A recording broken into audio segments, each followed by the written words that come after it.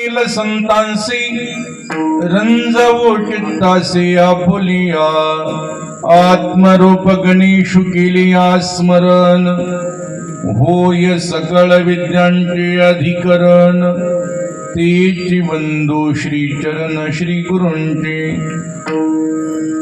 लोकाभिरामं रणरंगधीरं राजीवनेत्रं रघुवंशनाथं कारुण्यरूपं करुणाकरन्तं श्रीरामचन्द्रं शरणं प्रपद्ये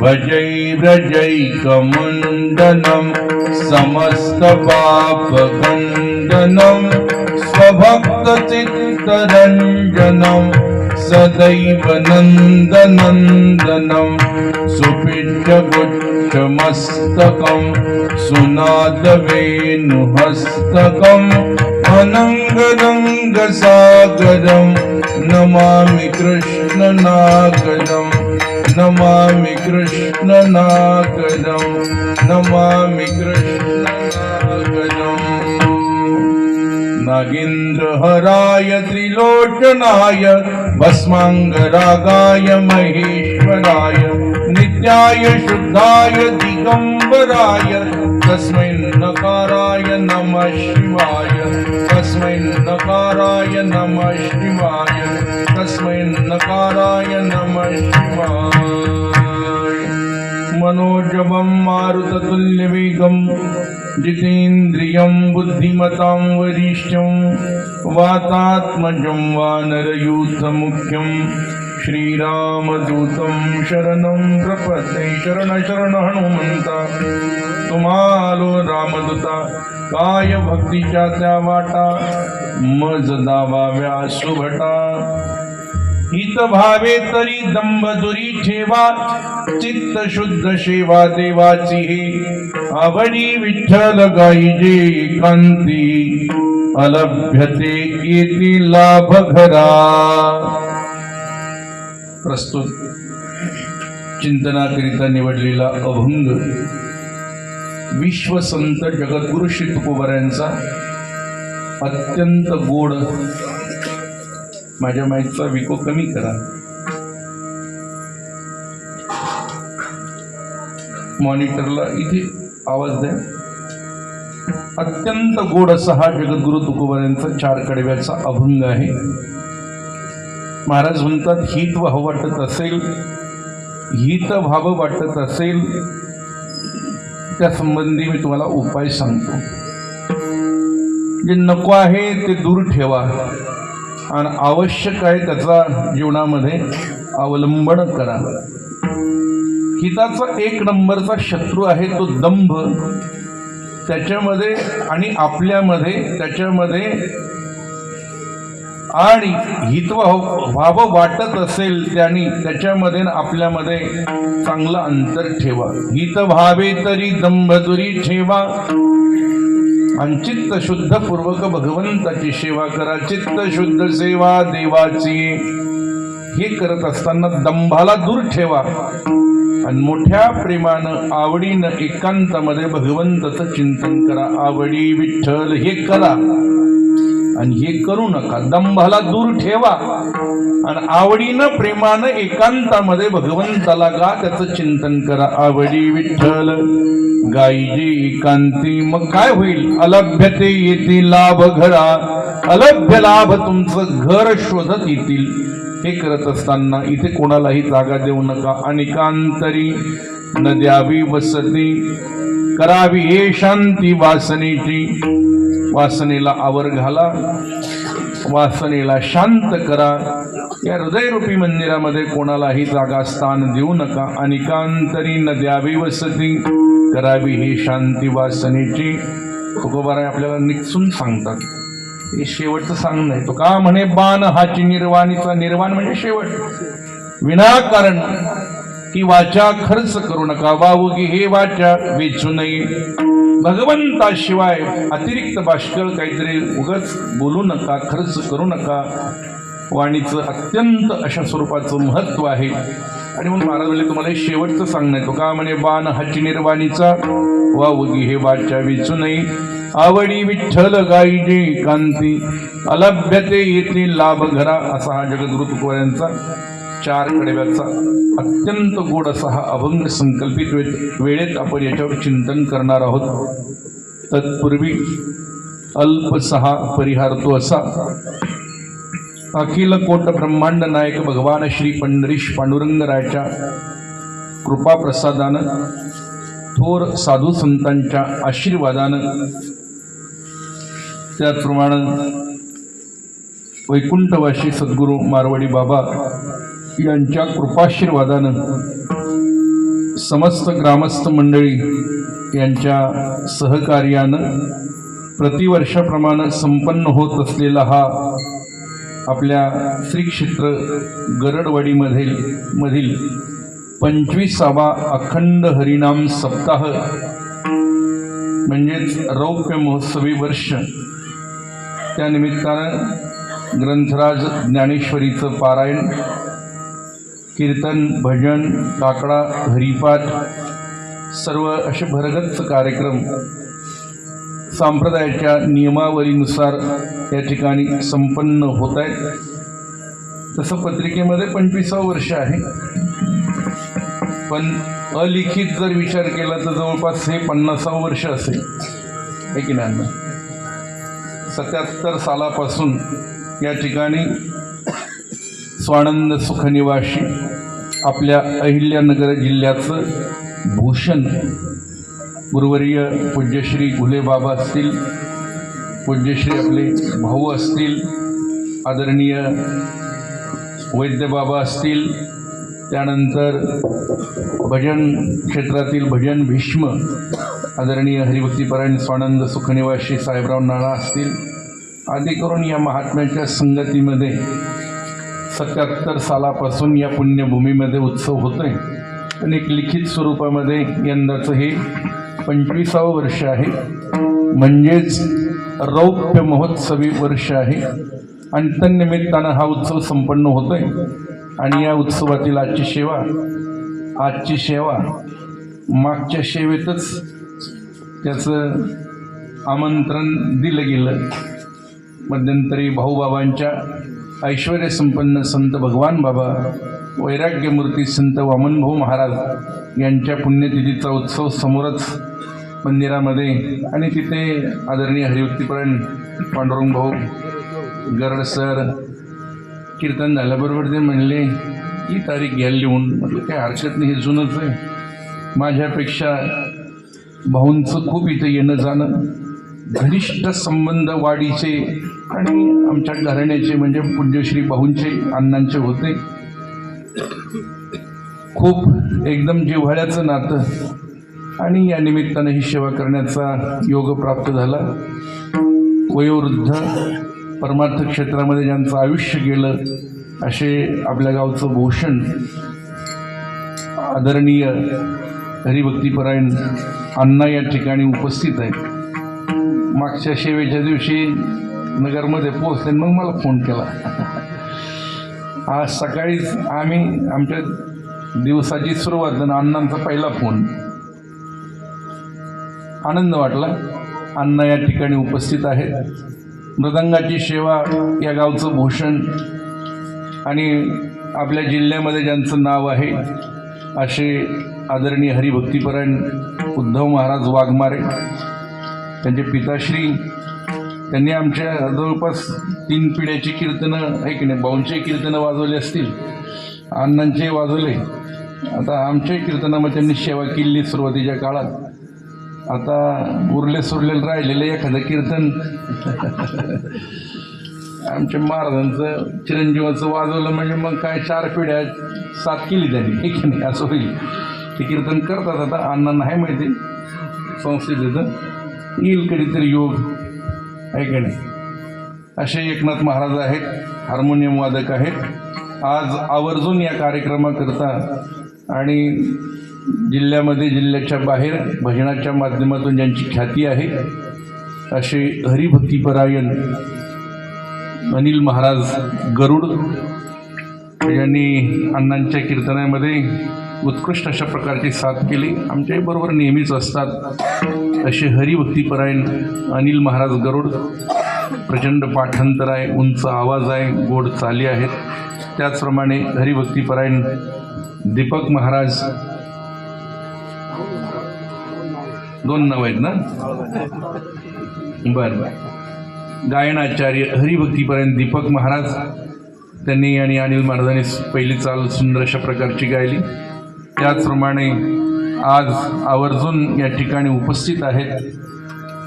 खूप भजनानं त्याने महाराष्ट्र ढवळून काढलाय असे हरिभक्तीपरायण भजन सम्राट संजय महाराज हजारे या ठिकाणी उपस्थित आहेत.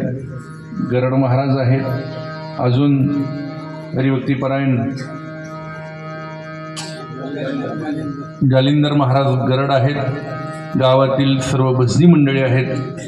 छोटे छोटे टाळकरी आहेत. गंगा महाराज आहेत. सगळी गुणीजन मंडळी. तुम्ही म्हणाल मग आमच्या इकडचं तुम्ही सगळ्याचे नाव सांगितले, मग आम्ही काय केलं असं जर म्हणाल तुम्ही, तर ऐकणारे काही सामान्य नाहीत. ऐकणारे साक्षात भगवान शंकरजीच्या शिवजीच्या मूर्ती आहेत.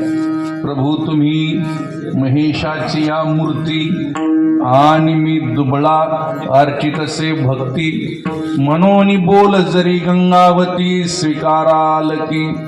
ज्ञानोबा राय दादांना म्हणतात, निवृत्तीनाथ दादाला विनेकरी दादा राहिलेच काही की नाही असं होतं नाही. आमच्यापासून मागं पुढं व्हायची सवयीच्या आम्हाला. तर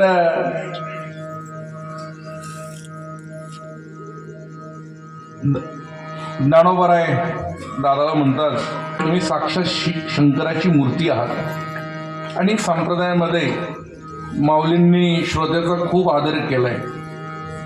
तरी अवधान एकले दिजे, मग सर्व सुखाशी पात्र होईजे. ऐका ऐका असं खूप ज्ञानोबारायांनी पण विनंती केली.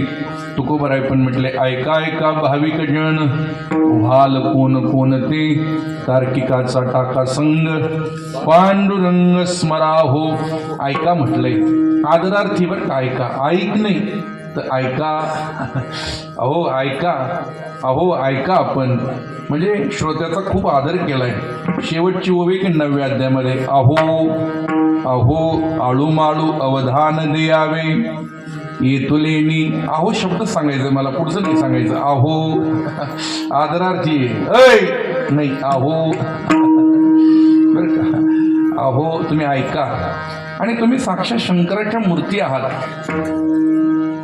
म्हणून बोल जरी गंगावती स्वीकाराल की. गंगावती म्हणजे काय? गंगावती म्हणजे निरगुडीचा पाला. गंगावती म्हणजे काय? निरगुडीचा पाला. माऊली म्हणतायत आपण साक्षात भगवान शंकर आहात. आणि शंकर शिवजी भोले बाबा हे असं दैवत आहे.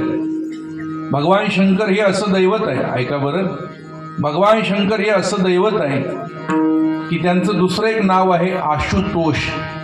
म्हणजे कमी सेवेनं, थोड्या सेवेनं प्रसन्न होणारं दैवत म्हणजे भगवान शंकरजी आहेत. निरगुडीचा पाला जरी वाहिला ना प्रेमानं, तरी ते बेल म्हणून स्वीकारतात.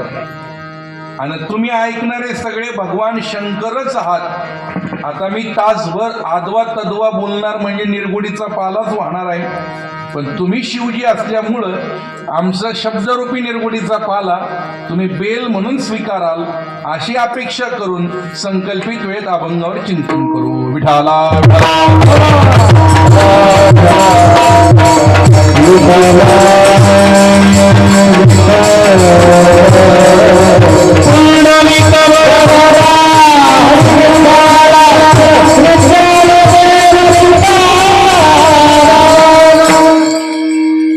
तुकोबाराय हिताचा योग्य असा उपाय सांगतात. हित व्हावं तर आपल्या प्रत्येकाला वाटतं आपलं हित व्हावं, म्हणजेच पर्यायी शब्द आपलं चांगलं व्हावं. अजून त्याला पर्यायी शब्द आपलं कल्याण व्हावं हे आपल्या सगळ्याला वाटतं. आपलं वाटोळं व्हावं, आपलं अहित व्हावं हे असं कोणालाही वाटत नाही.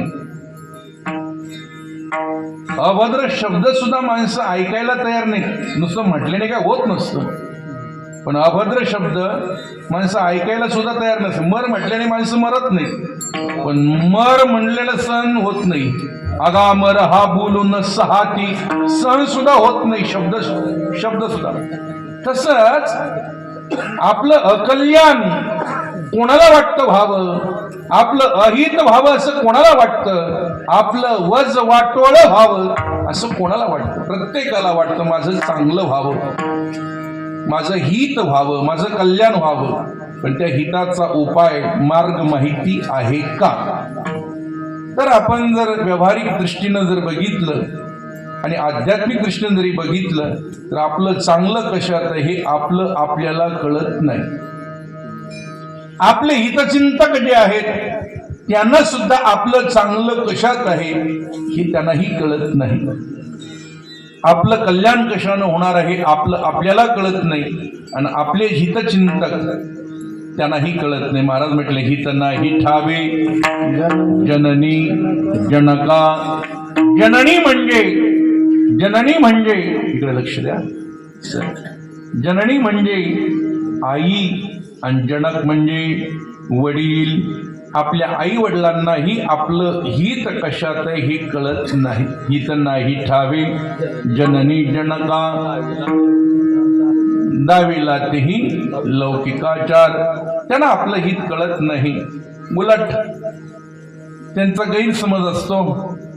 लहानचा मोठा झाला, उत्कृष्ट प्रपंच केला म्हणजे त्याचं कल्याण झालं म्हणून तर लावणिया मोह संसारी गोविती अंतकाळी होती पाठमोरे. आपलं हित कशात आहे हे आपलं आपल्याला कळत नाही. महाराज म्हटले ना, माझे स्वहित नेनती कोणी, काहीच न करती मज वाचनी. सज्जन तव सुखाची मांडणी, नेनती कोणी आदी अंत. माझे स्वहित नेनती कोणी, माझं स्वहित कशात आहे, कल्याण कशात आहे हे आपलं आपल्याला कळत नाही. आपले जे आई वडील आहेत त्यांनाही आपलं हित कळत नाही. मग या जगामध्ये हित आपलं कळतच नाही का कोणाला? असं नाही, कळतंय पण त्यांची भाषा आपल्याला कळत नाही. वेदाला आपलं हित कळतंय पण वेदाची भाषा आपल्याला कळत नाही. अहितापासून काढीती, अहितापासून काढीती आणि हित देवनी वाढविती. नाही श्रुती परवती माऊली जगा. वेदाला आपलं हित कशात आहे हे कळतं, पण आपल्याला वेद कळतो का? वेद कळतो का? कळतो का हा प्रश्न थोडा बाजूला ठेवू. वेद आपण सगळ्यांनी पाहिलाय का? वाचलाय का? तर पाहण्याचीच पंचायत नाही. 2-3 ठिकाणी वेद आहे पण काही गडबडीत बघितलंय की नाही ही पंचायत आहे. पंढरपूरला पांडुरंगरायाच्या मंदिरामध्ये तिथं गरुड खांबाचे देऊन जाताना तिथे एक वेद तिथे ठेवलेला आहे.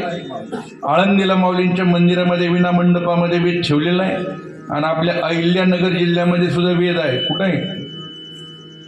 तर देवगडला बाबांनी मंदिरामध्ये दत्त मंदिरामध्ये तिथं पण वेद ठेवलेला आहे. जरा गेले कधी तर बघा. माझं काय म्हणणं आहे, जर इतका दुर्लभ आहे 3च ठिकाणी वेद आहे, हिंदूचा मुख्य ग्रंथ आहे, पण जर तो नुसता बघायची पंचायत आहे तर त्याचं अभ्यास चिंतन वाचणं इथं फार दुर्लभ आहे. मग आपलं हित वेदामध्ये लिहिलेलं आहे. अहितापासून काढिते हित देवनी वाढविते. नाही श्रुती परवती माऊली जगा. आता आपण जरी वेद वाचला नसेल तरी वेदाचा अगदी तंत सारांश म्हणजे तुकोबरायांचा गाथा आहे. आणि तुकोबरायांचा गाथा वेदाचे हे केले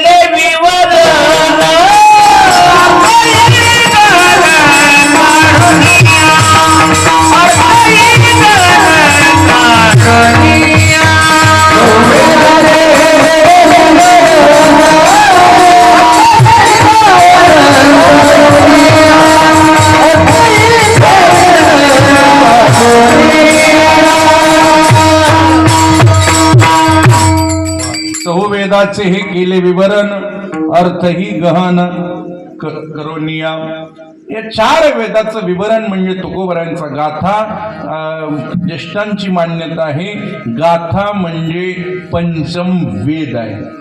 ही 4 वेद, ऋग्वेद, यजुर्वेद, सामवेद, अथर्ववेद आणि गाथा म्हणजे 5वा वेद आहे, पंचम वेद आहे अशी संप्रदायाची मान्यता आहे. आणि म्हणून जरी वेद आपल्याला नाही कळला तरी गाथा वाचलं म्हणजे वेदाचा सारांश आपल्याला समजला, मतितार्थ समजला. असो, वेदामध्ये आपलं हित आहे, पण वेद आपल्याला कळत नाही, वेदाची भाषा कळत नाही.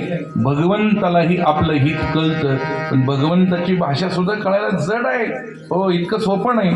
आणि म्हणून मग ते आपलं लेकराचं हित कशात आहे हे समजावण्याकरता संत रूपी आई या विश्वामध्ये अवतीर्ण झाली. आणि समग्र लेकराचं हित कशात आहे हे संतांनी, साधू संतांनी सांगितलं. लेकुराची हित वाहे माऊलीची, आईशी कळवळ्याची जाती, करी लाभा विनप्रीती. लाभाशिवाय संतांनी प्रेम केलं आणि आपलं यथार्थ हित कशात आहे हे संतांनी सांगितलं. त्याला व्यवहारातलं एक उदाहरण देतून पुढे चलतो. काय झालं, मुलगा आजारी पडला, पोट दुखायला लागलं आणि जास्तच पोट दुखायला लागल्यामुळे मुलगा व्याकुळ झाला. त्याने अंग टाकून दिलं आणि गडबडा लोळायला लागला, आक्रोश करायला लागला. वडिलांनी पाहिलं, अरे बापरे काय झालं, पोट दुखतं. आता काय वडिलांच्या लक्षात नाही. वडिलांनी पटकन गाडीला फोन केला आणि गाडीला बोलावलं आणि गाडीमध्ये मुलाला टाकलं, जळगावला नेलं. जळगाव डॉक्टर सांगितलं जरा आमच्याही जरा थोडं कक्षेच्या बाहेर आहे, तुम्ही आत्ताच्या आत्ता नगरला न्या. वडिलांनी तशीच गाडी पुढे नगरला नेली. वडिलांच्या अंतःकरणामध्ये मुलाबद्दल काय प्रेम आहे, तळमळ आहे, कळवळ आहे. पण मुलाला नेमकं झालंय काय, कशामुळे पोट दुखतं हे वडिलांना कळतं का? वडिलाला कळत नाही म्हणजे वडिलाला ज्ञान नाही.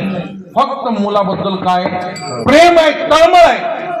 डॉक्टरांकडे नेल्याबरोबर डॉक्टरनी त्याला चेक केलं आणि 2 मिनिटात डॉक्टरने सांगितलं पोटामध्ये काहीतरी प्रॉब्लेम आहे, काय असेल ते असेल, तुम्हाला ऑपरेशन करावं लागेल. वडिलांनी सांगितलं डॉक्टर साहेब तुम्ही लगेच तात्काळ ऑपरेशन करा, मुलाची वेदना पाहत नाही हो मला, तुम्ही ऑपरेशन करा. डॉक्टरने सांगितलं होईल सगळं काही, पण तुम्हाला 50,000 रुपये आत्ताच्या आत्ता भरावं लागतील. मग वडिलांनी सांगितलं डॉक्टर साहेब अचानक दुखायला लागलं, गाडी केली, असंच गाडीत बसलो आलो, खिशामध्ये काही पैसे नाहीत. आहेत पैसे पण खेड्यामध्ये घरातही नसतात, बँकेमध्ये पैसे आहेत, तुमचा 1 रुपया ठेवणार नाही, सगळे पैसे देईल, तुम्ही काळजी करू नका, उपचार करा. डॉक्टरने सांगितलं ते जमत नाही, मागचे अनुभव पाहता नाही लक्षात आलं तुमच्या बरेच काही अनुभव पाहता आम्ही आता कंटाळलो या गोष्टीला. नंतर हल्ले वगैरे होतात तेव्हा तुम्ही अगोदर पैसे भरा आणि नंतर उपचार सुरू होतील. माझा मुद्दा असा आहे, वडिलांना मुलाबद्दल तळमळ आहे पण ज्ञान आहे का? ज्ञान नाही. डॉक्टरांना ज्ञान आहे, मुलाला काय झालं हे कळलंय, पण डॉक्टरला तळमळ आहे का? डॉक्टरला तळमळ नाही. डॉक्टरने सांगितलं ते काही असू द्या, पहिले पैसे भरा, उपचार सुरू होतील. वडिलांनी गावाकडे फोन केला, लगेच लोकांनी कोणतरी फोन पेवरून पैसे मारले, उपचार सुरू झाले. उपचार सुरू होत असताना डॉक्टरने पहिली मोठी चिठ्ठी लिहून दिली आणि औषध गोळ्या दिल्या. आता औषध गोळ्या वडिलांनी जाऊन आणल्या, पण वडिलाला औषध गोळ्या आणता येतात पण मुलाला देता येत नाहीत बरं का. अरे लहान मुलं काय औषध काही सोयीने घेतात कधी नाही, औषध गोळ्या सोयीने घेत नाही तर ते खूप जीवाचा आकांत करतात, थुंकून टाकतात, फेकून देतात, हे का नाही, हातपाय आपटतात. मुलगा काय औषध घेईना, वडिलांच्याने मुलं औषध घेत नाही. मग औषध द्यायला कोण लागतो? आईच लागते. की आई हळूवार कुरवाळते, तू एवढं जर औषध घेतलं ना तुला जत्राला नेईन, जत्रात विमान घेऊन देईन, काय असेल ते समजावते आणि ते कडू असणारं औषध सुद्धा आई हळूवारपणे त्याला पाजते. वडिलांना तळमळ आहे पण ज्ञान नाही, डॉक्टरांना ज्ञान आहे पण तळमळ नाही. आईला तळमळही आहे आणि औषध पाजायचं ज्ञानही आहे बरं का. वेदाला तळमळ आहे पण ज्ञान नाही. कसं काय औषध द्यायचं हे का नाही. भगवंताला ज्ञान आहे बरं का. तळमळ, भगवंताला तळमळ आहे, पण कसं कसं उतरवायचं हे काही कळलं नाही. म्हणून आमच्या ज्ञानोबारांनी संत रूपी आईनं अवतार घेतला आणि कडू औषध या समाजाच्या गळे कसं उतरवायचं हे ज्ञानोबारायला कळलं. 700 श्लोकाचे 9033 ओव्या केल्या. अत्यंत कडू असलेलं, अत्यंत कठीण असलेलं, न समजणारं सुद्धा एका ओवी आपल्या एका सिद्धांताकरता 4 ओव्या खर्ची घातल्या. नाही एका सिद्धांताकरता 17 ओव्या खर्ची घातल्या आणि वेगवेगळे दृष्टांत दिले. एका ओवी 2 दृष्टांत दिले. कधी एका दृष्टांताकरता 4 ओव्या खर्ची घातल्या. कधी एका ओवी दृष्टांत सिद्धांत तिथंच कार्यक्रम करून टाकला.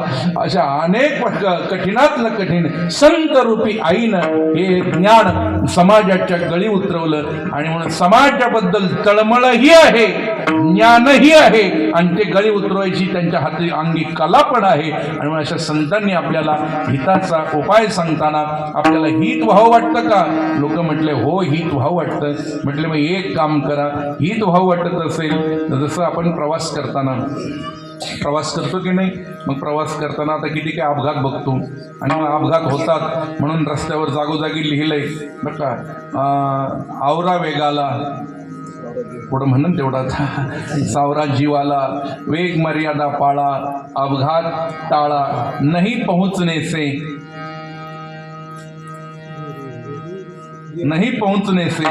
देरी से पहुंचना अच्छा होता है. अजिबात घरी न गेल्यापेक्षा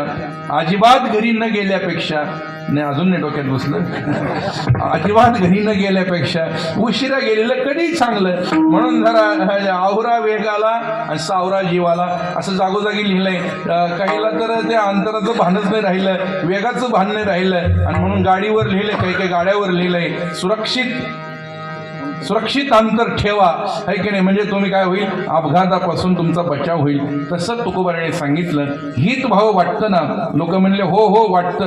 हित व्हावं वाटतं ना, तर तुकोबाराय म्हणले दंभामध्ये आणि तुमच्यामध्ये सुरक्षित अंतर ठेवा, नाही दंभाला जरा लांब ठेवा. असाच गोड सल्ला तुकोबाराय चिंतन सेवेकरता निवडलेल्या अभंगाच्या पहिल्या कडव्याद्वारे आपल्या समोर ठेवताय.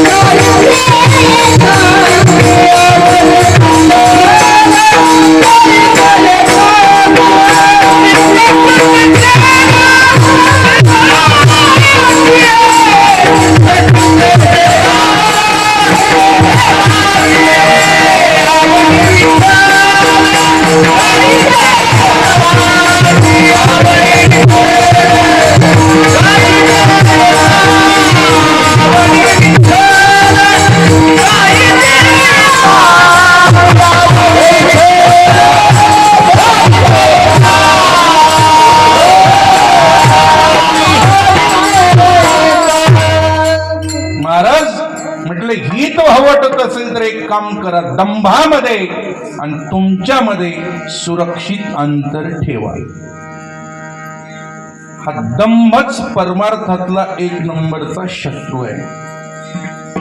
अनंत महाराजांनी म्हटलंय, न करी दंभाचा सायास, न करी दंभाचा सायास,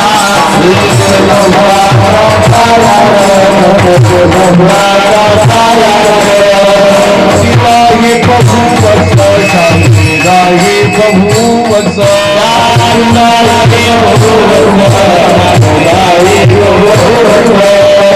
सेवी सुगंध रस, सेवी सुगंध रस,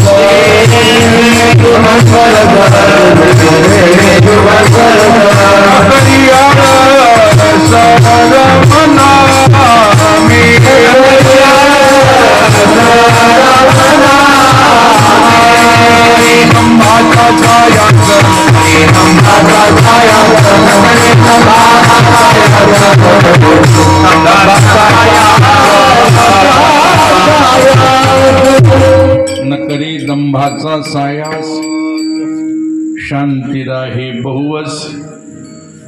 दंभाला दूर ठेवा. तुम्ही म्हणाल कीर्तन सुरू झाल्यापासून तुम्ही लावलंय दंभ शत्रू आहे, दंभाला दूर ठेवा. दंभ हितातन आपल्यात अंतर पाडणार आहे. दंभ दंभ दंभ म्हणजे काय, आता पहिला प्रश्न आहे ना. नेहमी ऐकणाऱ्याच्या लक्षात येईल, पण नवीन ऐकणाऱ्याला दंभ कळणार नाही ना. दंभ दंभ म्हणजे काय, सोपी व्याख्या, आपल्याकडं जे नाही ते लोकाला आहे असं भासवणं दाखवणं त्याला म्हणतात दंभ. सोपी व्याख्या, जी गोष्ट आपल्याकडं नाही ते लोकांचा गैरसमज करणं.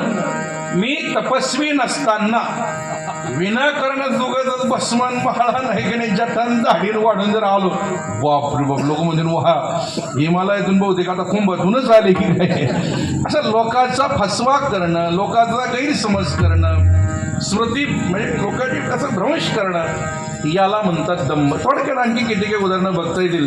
समजा आता मला गायनाचं ज्ञान नाही, ही सगळे गायन क्षेत्रातील दिग्गज मंडळी, पण मी उगाच हा हो करायचं की नाही, हा दांभिकपणा आहे. श्रीमंत नसताना श्रीमंत आहे असं भासवणं, आहे की नाही. ज्ञान नसताना ज्ञानी आहे असं भासवणं, अशा अनेक अंगाने. विद्वत्त नसताना विद्वान आहे असं भासवणं.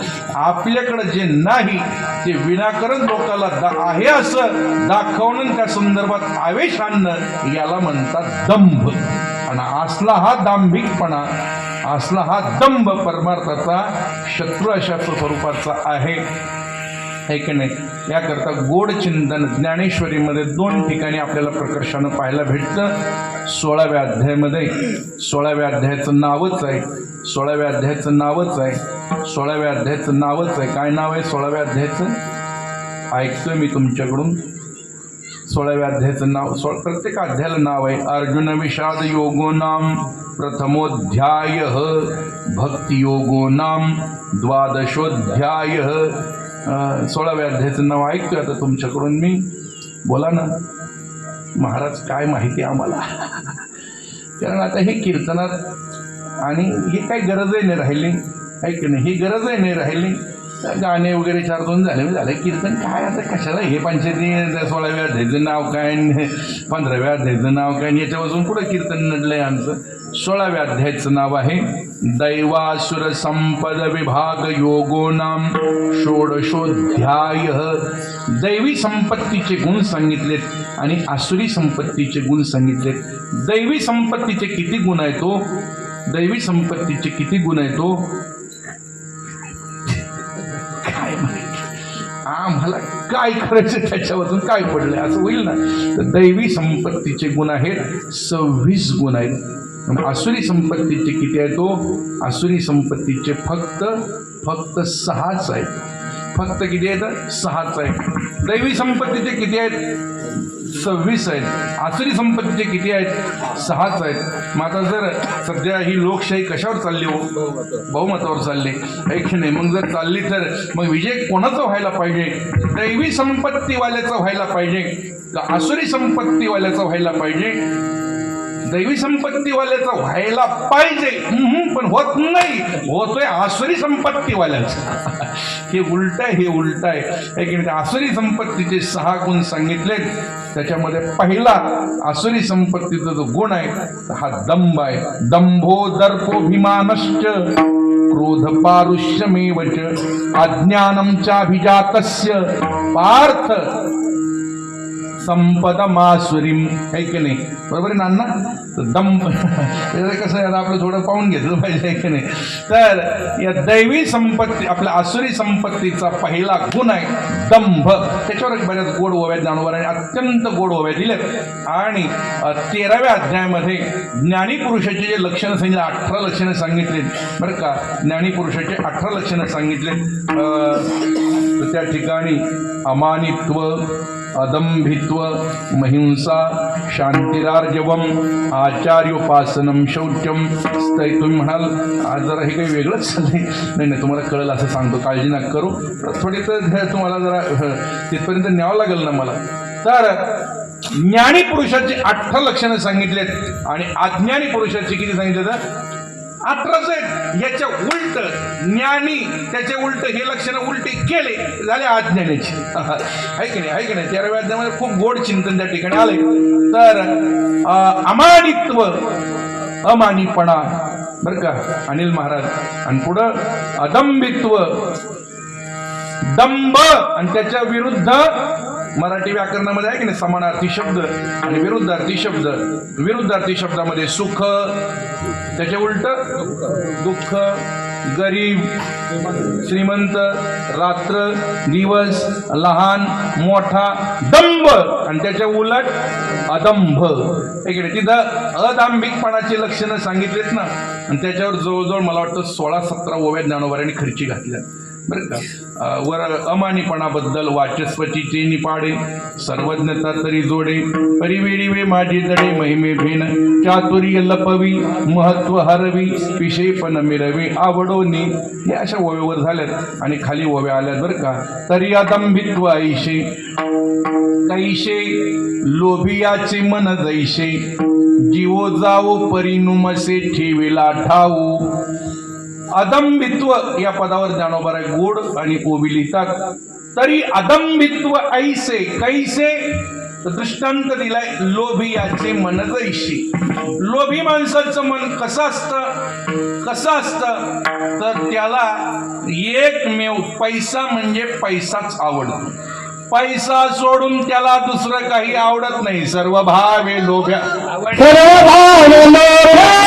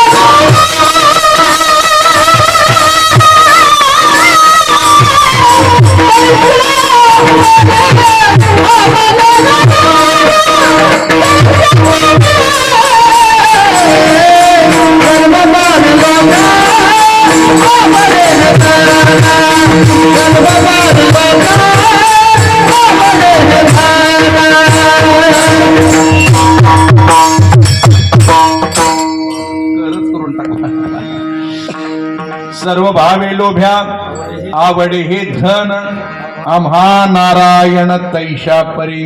त्याप्रमाणे आम्हाला परमात्मा आवडतो. जसा लोभी माणसाला पैसा आवडतो. किती आवडतो?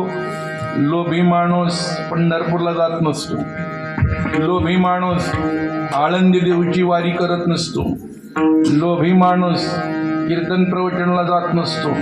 त्याला जर म्हटलं चला पंढरपूरला, तो म्हणतो काय पंढरपूरला? अहो म्हटलं पांडुरंग आहे तिथं, म्हणजे भगवान परमात्मा परमेश्वर आहे तिथं. ते म्हणले आमच्या घरीच आहे. म्हणलं तुमच्या घरी कुठं आहे? तो म्हटला पैसा मेरा परमेश्वर. पैसाच परमेश्वर आहे. अहो म्हणलं चला मग काहीतरी कुठंतरी एखाद्या आश्रमात जाऊ, एखाद्या मोठ्या महाराजांना आपण गुरु करू. तो म्हणला गरज नाही, आमच्या घरीच गुरु येतं. म्हणलं तुमचे गुरु कोण? पत्नी मेरी गुरु. अजून कोण गुरु पाहिजे म्हटलं.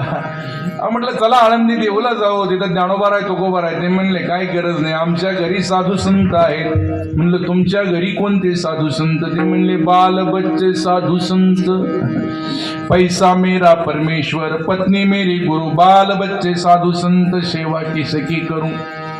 मुद्दा, लोभी माणसाला पैसाच आवडतो, पैशाशिवाय दुसरं काही आवडत नाही. ज्ञानोबा गोड लिहितात, तरी अदंभित्व ऐसे कैसे लोभियाचे मन जैसे, जीवो जावो परी नुमसे ठेविला ठाऊ. जीव गेला तरी चालल, पण कोणाला सांगत नाही इथं ठेवलंय का तिथं ठेवलंय का, त्या बँकेत आहे का इकडे एक तिकडे. ज्ञानोबा गोड लिहितात. एखाद्या पुढे दृष्टांत येणारच आहे. एखाद्या माणसाकडे जर चोरबीर आले, प्राण गेला तरी सुद्धा तो सांगत नाही इथं ठेवलंय म्हणून, बर का.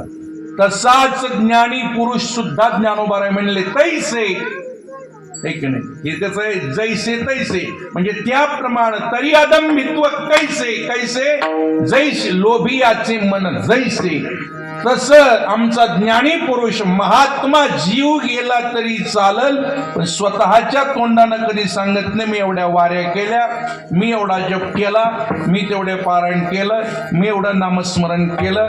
ऐकणं हे चुकूनही सांगत नाही. अदंभित्व म्हणजे तो असलेलं जागतो आणि अज्ञानी माणूस नसलेलं उडं करून सांगतो. की नाही, हा फरक आहे.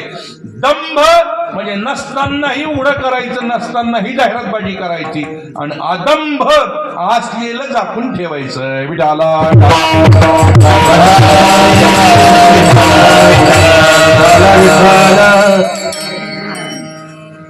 तया परिकीर्ती पडिलाही प्राण संकटी, परी सुकृत नेने प्रगटी अंगी बोलो. ज्ञानोबा म्हणले त्याप्रमाणे भगवान अर्जुनाला सांगा, अर्जुना त्याप्रमाणे तया परिकिरीटी पडिलाही प्राण संकटी, जीवावर जरी बेतलं, परी सुकृत नेने प्रगटी अंगे बोलो.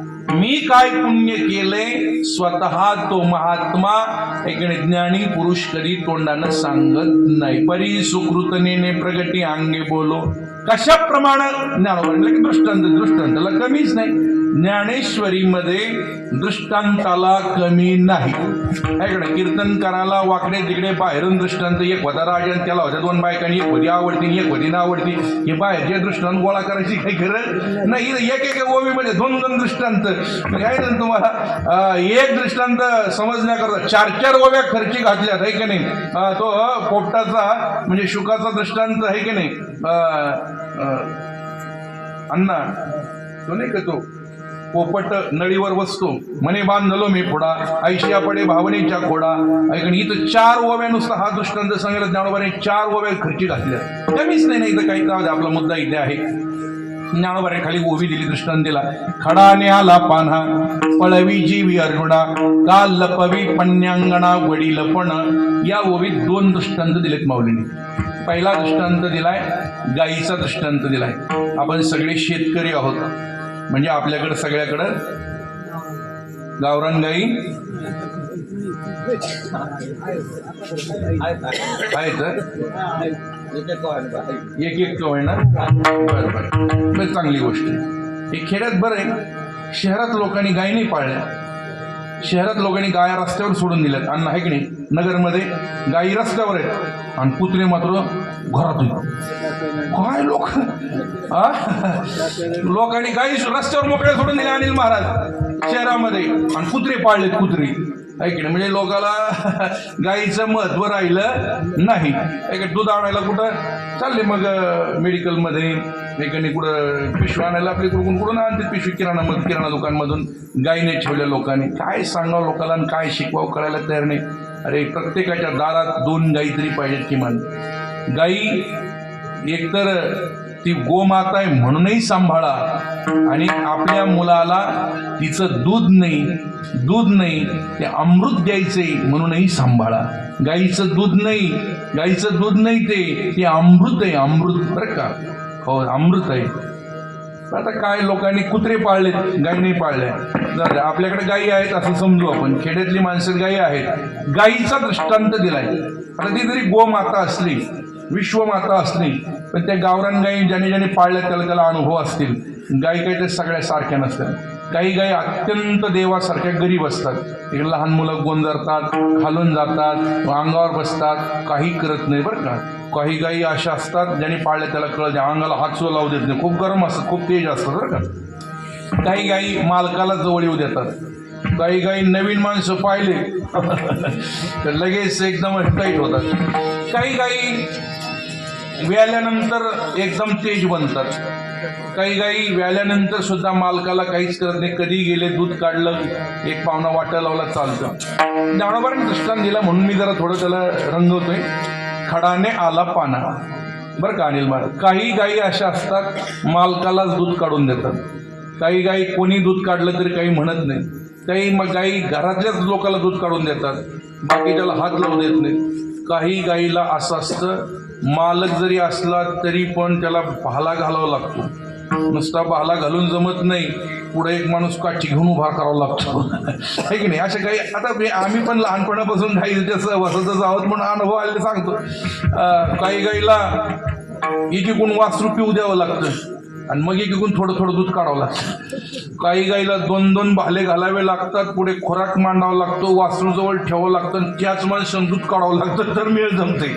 अशा खूप गायी. आता तुम्हाला मला काय सांगायचं, खोडाळ गायीचं सांगायचं. ज्ञानोबाराय म्हणले खडाने आला पाहणा. ही खोडाळ गाय कशी असते माहिती का. वासरू सोडलं की स्तनामध्ये सडामध्ये दूध सोडते आणि मालकानं काय केलं, पाय बांधले, वासरू खुंट्याकडे घेतलं आणि पाना सोडलाय म्हणून बादली घेऊन काशेत बसला. वासरू पित असताना सडामध्ये इतकं दूध होतं त्याला वाटलं आत्ता बादली भरते आणि वासरू खुंट्याला बांधलं, बादली घेऊन खाली बसला आणि पाणी मारून दूध धुतले आणि हात घातला तर थेंब नाही. अरे आता कुठं गेलं. मग त्याने काय करते, कंटाळतो, परत वासरू सोडतो. वासरू सोडलं की ती गाय लगेच पाना सोडते. ज्ञानोबारायने या खोडाळ गाईचा दृष्टांत दिलाय. खोडाळ गाईचा ज्ञानोबाराय म्हणले खडाने आला पाना. ही खोडाळ गाय वासरू सोडलं की दूध सोडते आणि वासरू खुंट्याला बांधलं व लगेच दूध आकर्षून घेते. तसे महात्मे एरवी जर बघितलं तर वाचस्पतीचे पाडे, पण आपली जाहिरात व्हायला लागली, लोकांमध्ये थोडी चर्चा व्हायला लागली तर असं जाणवलं तर ते लगेच वेड्यासारखं सगळं लपवतात, अंग चोरतात, आपली विद्वत्ता चोरतात. महात्मे विद्वत्व प्रदर्शित करत नाहीत, विद्वत्ता दाखवत नाहीत. कशाप्रमाणे तर या गायीप्रमाणे खडाने आला पाना पळवी जीवी अर्जुना. ती गाय जशी पाना चोरते ना तशी महात्मे समाजामध्ये आपली चर्चा होईल म्हणून ते आपली विद्वत्ता लपवतात, दाखवत नाहीत. आणि आज्ञानी माणसं नसताना जाहिरातीवर जोर दिला जादा. विठाला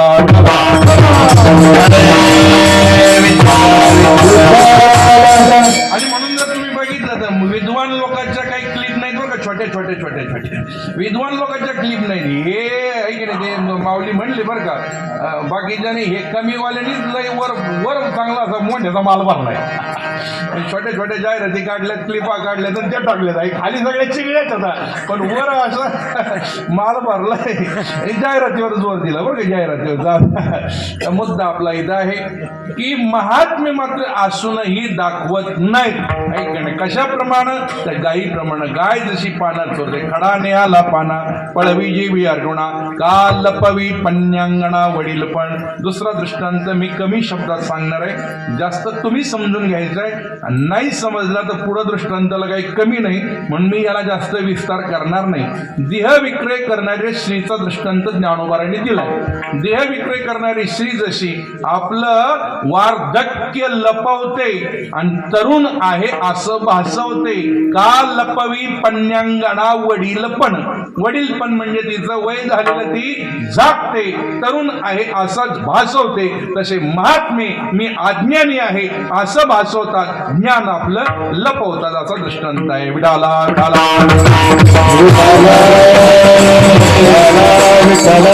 याच्यावर रंगावर काही का असं खाली दृष्टांताला कमी नाही ना. 16-17 ओव्या आहेत आणि तेवढ्यात आपल्या कीर्तनाचं वेळही संपत आली ना, आपलं पार पडणार नाही. काही कमी नाही, भांडवल कमी नाही, इथं काही कमी का दुसरे. मग त्याच्यावर जोर द्यावा असं काही नाही. चला पुढे. आठव्या थोडी आडवी मग आड्यताजी विहारवी का ना तरी कुळवधू लपावी आवे वाते. या वयीसोबत ज्ञानोबारांनी दोन दृष्टांत दिले. आठव्या थोडी आडवी म्हणजे मग आता दृष्टांत आपण जसा पाहिला, श्रीमंत माणूस. श्रीमंत असल्यावर बरं वाटतं का असलेले श्रीमंती लोकाला दिसल्यावर बरं वाटतं का आपली श्रीमंती लोकाला दिसल्यानंतर लोकांनी विचारल्यावर बरं वाटतं?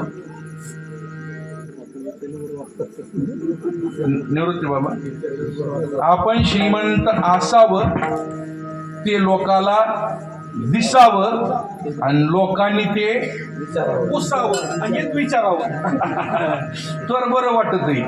नुसतं श्रीमंत असल्यावर आणि लोकांना ते नाही दिसल्यावर आणि लोकांना नाही विचारल्यावर उचलू टाकी देईल.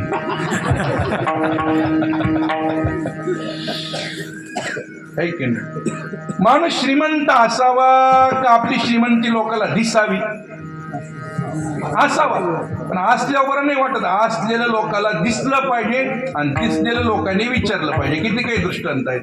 जर आता उगा माझ्या गळ्यात म्हणजे 4-2 तोळ्याचं लाकीट नाहीये, जर असतं बरं का, जर असतं तर माझे हे बटणं लागले नसते अण्णा. मग ते सगळे बटणं मला उघडे ठेवावं लागले असते आणि वरून त्या लाकीटचा पदर एक असा वरून टाकावा लागला असता. आणि मग आमच्या सरांनी वगैरे विचारलं असतं महाराज कधी केलं, तर मी सांगितलं असतं मागचा महिना फुल कार्यक्रम, 2-2 कार्यक्रम आणि झालं बघ त्याला काय लागतं हे की नाही. म्हणजे ते असलेलं म्हणजे नाही म्हणून आम्ही आपले बटणं लावून घेतले आहे की नाही. असलेलं लोकांना दिसावं लागतं, तर दिसल्यावर बरं नाही वाटतं. दिसलेल्या लोकांनी ते विचारलं पाहिजे. भाऊ गोड दृष्टांत सांगायचे ऐकलेलं आम्ही सांगतो. जुन्या काळामध्ये एका बाईनं सोन्याच्या बांगड्या केल्या. 50-60 वर्षापूर्वीची गोष्ट. सोन्याच्या बांगड्या केल्या, 5-5 तोळ्याच्या 2 बांगड्या केल्या. कमी वाटले का तोळे जरा? नाही, तुमचा चेहरा थोडा पडल्यासारखा वाटला मला. म्हणजे कमी वाटले का तोळे? आपण 10-10 तोळ्याच्या धरू नका, घ्यायचं नाही बरं का. 10-10 तोळ्याच्या अजून कमी वाटले जरा तुम्हाला? बरं 15-15 तोळ्याच्या 2 बांगड्या केल्या.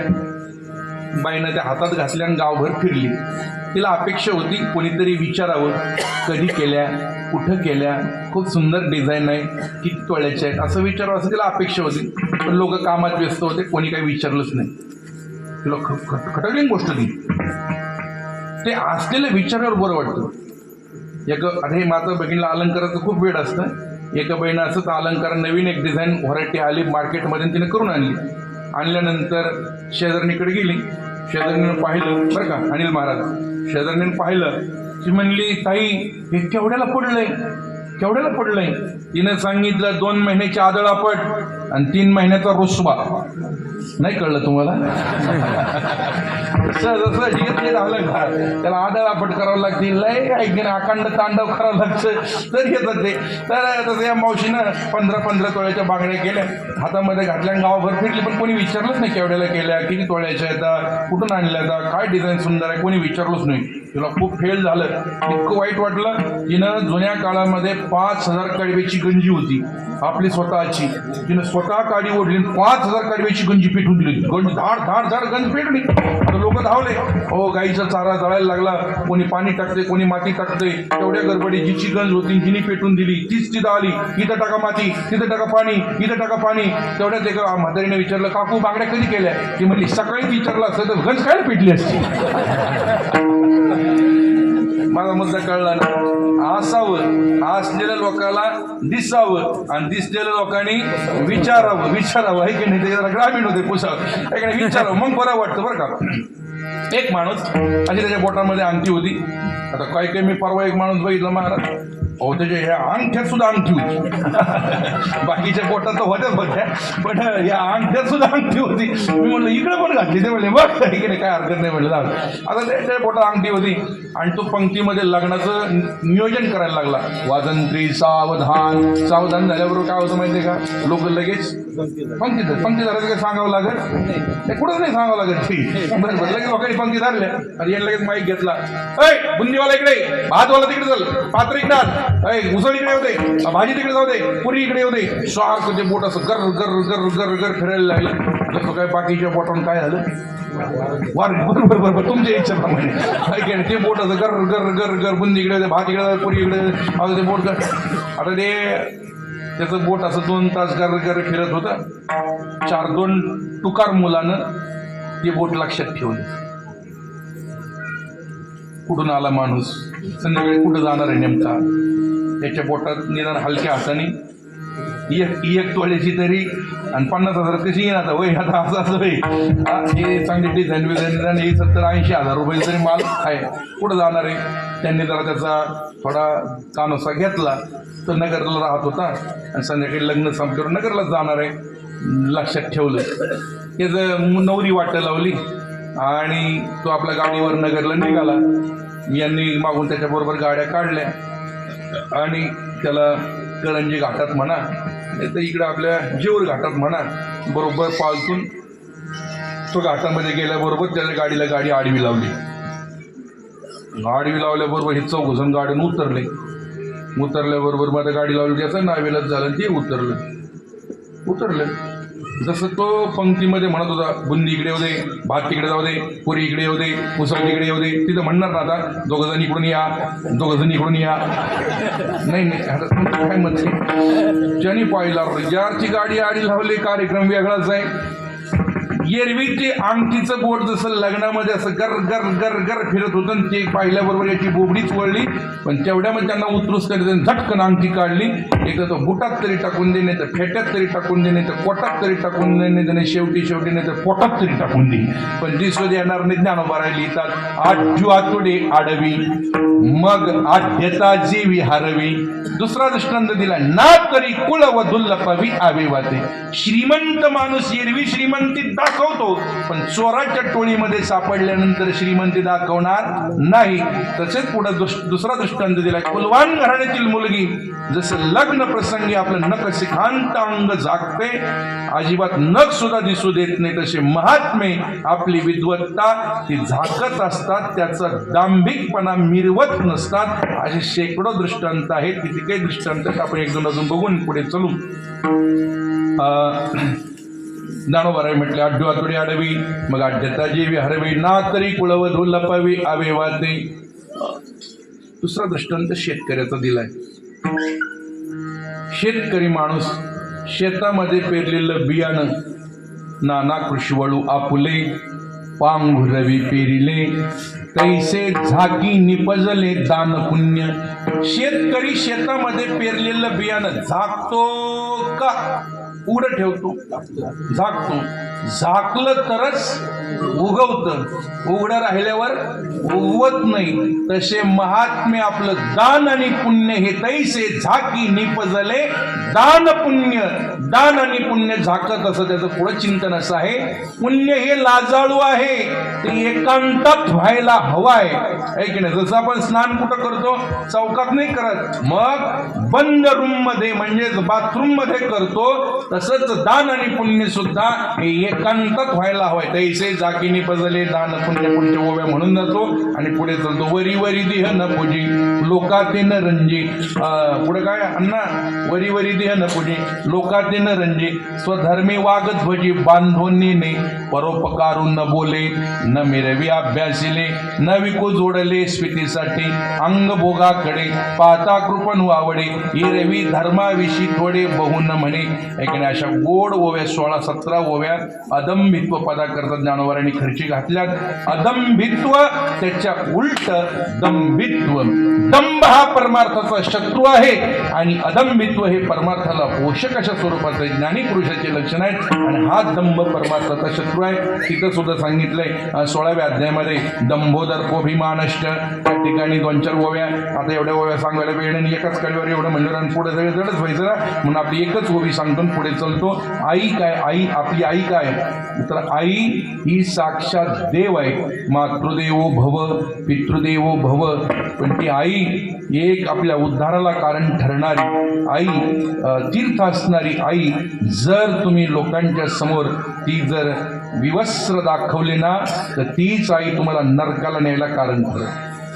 ज्ञानोबारांनी गोड दृष्टांत दिलाय. जैशी आपुली जननी, जैशी आपुली जननी नग्न दाविली या जनी तीर्थाची परिपतनी कारण होईल.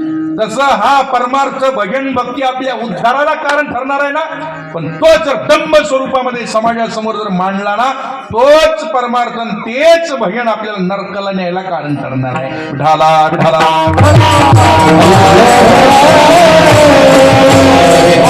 कशाप्रमाणे ज्ञानोबारा म्हणले. जैशी आपुली जननी नग्न दाविली या जनी ते तीर्थाची परिपतनी कारण होय. आई जशी ती तीर्थ आहे, पण तीच जर विवस्त्र तुमची आई तुम्ही जर विवस्त्र समाजासमोर आणली ना तर ती आई तुम्हाला अधपतनाला नेल्याशिवाय राहणार नाही.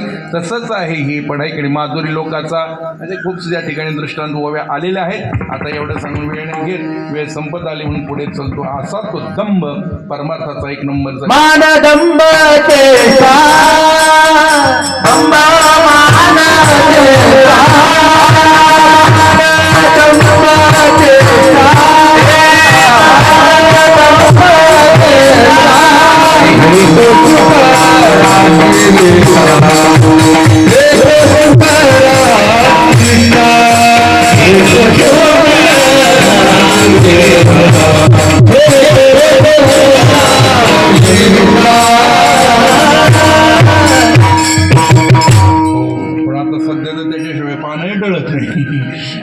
मानाशिवाय तर पानही टळत नाही. आहे की नाही, सगळ्या क्षेत्रात आता तेच झालं. पण हे मान आणि दंभ ही तर सुकराची विष्टाशा स्वरूपाचे, ही तो सुकराची विष्टा आणि म्हणून तो दंभ परमार्थातला शत्रू आहे. म्हणून तो कोबारे म्हटले हित व्हावे तरी दंभ दुरी ठेवा, लांब ठेवा आणि चित्त शुद्ध पूर्वक भगवंताची सेवा करा. चित्त शुद्ध सेवा देवाची आणि सेवेला महत्व नाही, चित्त शुद्ध पूर्वक सेवेला महत्व आहे. हे की नाही, जर चित्त शुद्धपूर्वक सेवा नसेल तर त्रिवेणी संगमी नाना चित्त भ्रमी चित्त नाही नामी तरी ते व्यर्थ. आणि म्हणून चित्त शुद्धपूर्वक सेवेला अत्यंत महत्व आहे. म्हणून महाराज म्हणजे चित्त शुद्ध सेवा देवाची. आणि मग हे करत असताना हे लांब ठेवा, याच्यापासून दूर राहा आणि जीवनामध्ये याचा अवलंबन करा. कशाचं अवलंबन करा, तर एकांतामध्ये थांबा आणि मोठ्या प्रेमानं माझ्या प्रभूचं भजन चिंतन करा. असा गोड संदेश, असा गोड संदेश, गोड संदेश. आवडी विठ्ठली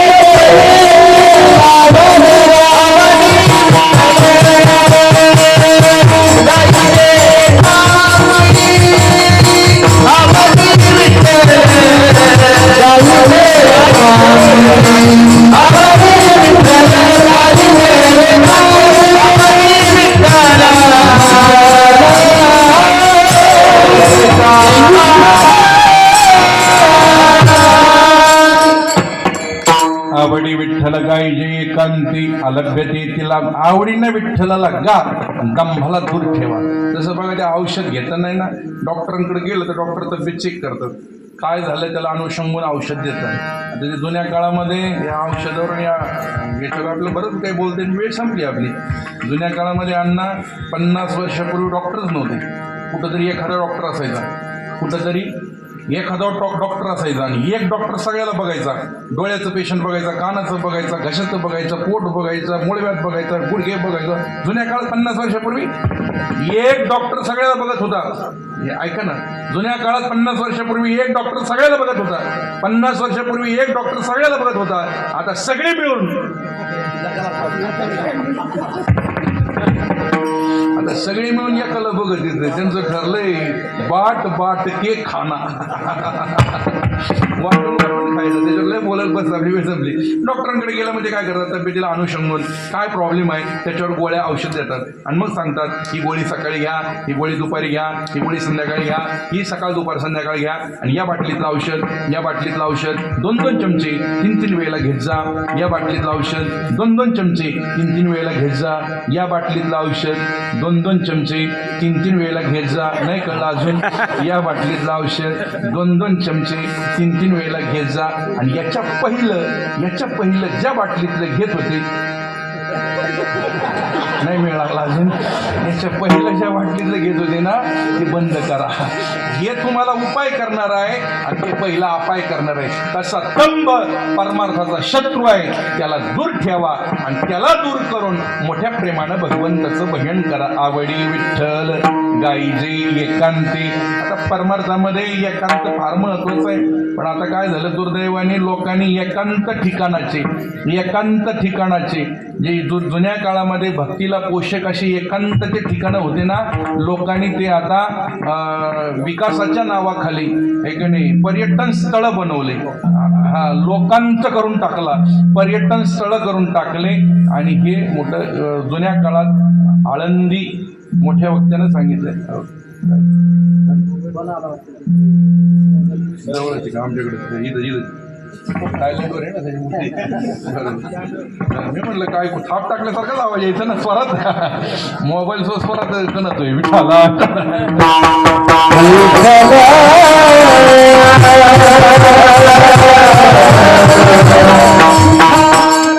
मुद्दा काय, मोठ्या व्यक्तीनं सांगितलेलं वाक्यावर माफ करा. आळंदी जुन्या काळात देवाची होती. आळंदी देवाची, तर आळंदीला मोठ्याला झाल्या धर्मशाळा. आणि मग आता पंचक्रोशीतले लग्न पुणे जिल्ह्यातले सगळे लग्न कुठं होते आळंदीला. म्हणून ते म्हणले आता आळंदी देवाची का लग्नाची. सगळी डीजेच वाजते आहे की नाही. मुद्दा काय, एकांत करता बोलतो आहे की नाही. तुकोबारांचं भंडारा डोंगर तिथे गेल्यावर परमार्थाला असं उद्विग्न 16व्या अध्यायामध्ये लिहिलंय, वैराग्याशी दोन्ही वत्सडी. आपलं वैराग्याला काय झालं पाहिजे ते स्थान पाहून वैराग्य डबल झालं पाहिजे, डबल. आता मला वाटतं ती स्थानं पाहिल्यानंतर हरिपाठ मागं पुढं होतोय. नाही कळलं? बरं जाऊ द्या चला पुढे. तर एकांत महत्वाचं आहे. एकांतीचे सुख देई मज देवा ऐकणे काळ सारावा चिंतने एकांतवासी. आणि ज्याला एकांत आवडतो ना ते खरंच ज्ञानाचं लक्ष नाही बरं का ज्ञानी पुरुषाचं. ओवी बहु एकांतावरी प्रीती जया जनपदाची खंती जाण मनुष्याकारे मूर्ती ज्ञानाची तो ऐक नाही. तो नुसता आकारानं माणूस आहे, साक्षात ज्ञानच आहे तो ऐक नाही. ज्याला एकांत आवडतो तो. आता काही माणसं जरा निर्जन स्थानात एकांतात गेलं आपल्याला नाही करून होईल. परमार्थाला तर उलट ती एकांत स्थान जाईल. आणि म्हणून आवडी विठ्ठल गायजे एकांती. आवडीनं गा, एकांतात गा आणि विठ्ठलाला गा. काही आवडीनं गातात पण विठ्ठलाला गात नाही, दुसरंच काहीतरी गातात. तर आवडीनं गा, एकांतात गा आणि विठ्ठलाला गा. आवडी विठ्ठल गायजे एकांती. परिणाम काय, अलभ्यते येथे लाभ घरा. आता हे अलभ्य लाभ काय, लभ्य लाभ काय, 1 मिनिट सांगतो थांबतो. लभ्य लाभ, लग्न होणं हा लभ्य लाभ आहे. लग्न झाल्यानंतर मुलगा होणं काय मग काय म्हणजे लग्न झाल्यानंतर मुलगा होणं लभ्य लाभ का अलभ्य लाभ? हा लभ्यच लाभ आहे. लग्न झालं मुलगा होतच असतो. लग्न होणं लभ्यच लाभ आहे, मुलगा होणं लभ्य लाभ आहे, घर बांधणं लभ्य लाभ आहे, गाडी घेणं लभ्य लाभ आहे का नाही? अजून काय?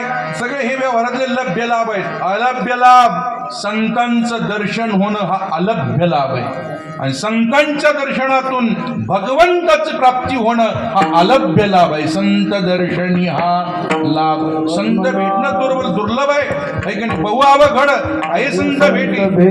किती प्रमाण आहेत? आता वेळ संपली. चंद्रामृत सुखे शिव वेल असता जाता रविधर वेल. सगळ्या गोष्टी होतील पण संत भेटणार नाहीत, आणि असे संत भेटणं हा अलभ्य लाभ आहे.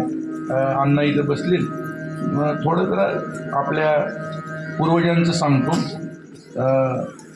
दांडेकर मामांच्या जीवनामध्ये घडलेला प्रसंग आणि थोरा मोठ्यांच्या मुखातून ऐकला म्हणून सांगतो. मामा ते प्राचार्य होते आणि कडक वैराग्य होतं. असं एक जोडपं लग्न झाल्यानंतर मामाला भेटायला आलं. तिचं वय 35, याचं वय 34 का 36 ते तुम्ही बघा. असं म्हणजे अशा वयातले, आणि त्यांचं लग्न झालं आणि ते मामाला भेटायला आले. दर्शन घेतलं आणि मग मामाला परिचय दिला.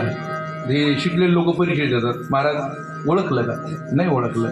हो मी अमुक अमुक, या आमच्या तमुक या विशेष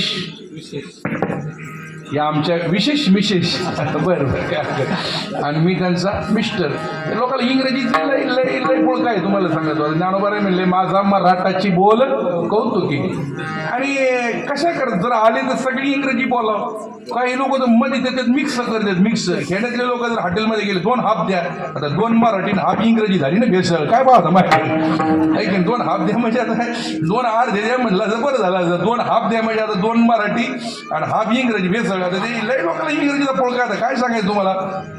चालता विनोद म्हणून सांगले सगळ्याकरता भांडवल ठेवावं लागेल. ते आणणार हे अवघड झाले मोठे, नाही तर मग लगेच लाल शेरा पडत होईल. थोडं भांडवल यांच्याकरता म्हणून सांगतो बरं का. तुमच्याकरता नाही त्याला, तुमच्याकरता झालंय कामापुरतं बदला पुढे सुद्धा. एक बाई पुण्याला कार्यक्रमाला गेली. इंग्रजी करता सांगतो. पुण्याला कार्यक्रमाला गेली संजय महाराज. आता पुण्यातल्या बाईनं आपल्या घरच्यांचा परिचय दिला. ती म्हणली हे आमचे मिस्टर आहेत, हे आमचे मिस्टर आहेत, मी त्यांची मिसेस आहे. आणि त्या जवळ मुलगा बसला होता. ती म्हणली हे आमचा बॉय, हे आमचे मिस्टर, मी त्यांची वाईफ मिसेस, आणि हे आमचा मुलगा म्हणजे बॉय. खेड्यातल्या बाईने डोक्यात ठेवलं आपल्या गरडवाडीच्या बाईनं. ही जर कधी गरडवाडीला आली तर हिला सुद्धा बरं का अनिल महाराज असा इंग्रजीतच आपल्या कुटुंबाचा परिचय द्यायचा. आता गरडवाडीच्या बाईला ते खटकलीच गोष्ट. पुढे गरडवाडीला ठरलं उन्हाळ्यात जागरण. गरडवाडीच्या बाईनं तिकडे फोन केला, हॅलो आमच्याकडे जागरण आहे परवा या कार्यक्रमाला. आता उसने फेडीचा धर्म तो कोण पुण्याच्या बाईला यावं लागलं इकडं. जळगावात उतरली, गरडवाडीला आली. या गरडवाडीच्या बाईच्या डोक्यात एवढंच की हिला इंग्रजीत परिचय द्यायचा. हिला काय करायचं? इंग्रजीत परिचय द्यायचा. पण आता 2-4 महिन्याचा काळ गेला. मध्ये कांदे गहू वांगे हरभरा हे तर जरा ती इंग्रजी मागं पुढं झाली ना अण्णा पाहता काय. आणि मग हिला फक्त डोक्यात इंग्रजीत परिचय द्यायचा. तिला म्हणायचं होतं हे आमचे मिस्टर, पण ते 2-4 महिन्यात उद्धव महाराज मागं पुढं झालं. ती म्हणली हे आमचं मीटर. ते मिस्टर गेलं डोक्यात. ती म्हणली हे आमचं मीटर. तिला म्हणायचं मी त्यांची वाईफ. ते वाईफचं वाईफ गेलं डोक्यात. ती म्हणली मी त्यांची वायर. हे आमचं मीटर, मी त्यांची वायर. आता पुढं मुलगा होता त्याला म्हणायचं ना बॉय. गेलं ते विसरून. ती म्हणली हे आमचं मीटर, मी त्यांची वायर, आणि हे आमचं बिल. म्हणलं बरोबर आहे. आता मीटर वायर म्हणलं बिल लागणारच आहे पुढे. इंग्रजीचा लोकांना पुढं जाऊ दे त्याच्याकरता बोललो. मराठी चांगली आहे ना आपल्याला येत नाही म्हणलं आपण काय तानातान करायची होय अनिल महाराज. आपलं झोपं सोडून द्यायचं मुद्दा आपला. इथं मामांकडे हे कुटुंब गेलं आणि तो म्हणला मामा हे आमची मिसेस आहे, मी त्यांचा मिस्टर आहे, मालक आहे असं म्हटला. मामाने बघितलं, मामाच्या अंदाज लक्षात आला हे 35च्या पुढे ढकललेलं आणि मग एवढ्यावर थांबला नाही. तर म्हणलं मामा आत्ताच आमचं परवा झालंय आणि तुमच्या पायाचा प्रसाद, तुमच्या पायाच्या पुण्याईनं ऐका ऐका 2 मिनिटं झालं. ते काय म्हणले ऐका ना, लभ्य लाभा करता चाललंय आपलं. ते म्हणले मामा तुमच्या पायाच्या पुण्याईनं हे आमचं झालंय. मामाने बघितलं याचं जवळपास आता 35-36 वय, हिचं त्याच बरोबरीचं वय पुढं म्हणा. आणि हा म्हणतो की तुमच्या पायाचा प्रसाद, तुमच्या पायाच्या पुण्याईनं. मामा म्हणले माझ्या पायाचा प्रसाद नाही, तुला समजायचाच असला प्रसाद या वयात तुला ज्यानं दिली त्याच्या पायाचा प्रसाद समज. समजायचाच असला प्रसाद तुला तर या वयात तुला ज्यानं दिली ना त्याच्या पायाचा प्रसाद समज, हा माझ्या पायाचा प्रसाद नाही. लग्न होणं म्हणजे संतांच्या पायाचा प्रसाद नाही. मुलगा होणं म्हणजे संतांच्या पायाचा प्रसाद नाही. घर मिळणं म्हणजे संतांच्या पायाचा प्रसाद नाही. संतांची भेट होणं हा संतांच्या पायाचा प्रसाद आहे. आणि संतांच्या भेटीतून भगवंताच्या स्वरूपाचं यथार्थ ज्ञान होणं हा संतांच्या पायाचा प्रसाद आहे. हा अलभ्य लाभ आहे. याच्याकरता लभ्य लाभ पदोपदी भेटतच असतात, होतच असतात. त्याला काय प्रारब्ध असेल तर ते होतच असतं. पण हे अलभ्य लाभ जीवनामध्ये मोठ्या पुण्यानं प्राप्त होतात. अलभ्यते येतील लाभ घरा हो. आणि म्हणून एकांतामध्ये मोठ्या प्रेमानं माझ्या पांडुरंगाला गा. कसं गायचं विठोबाद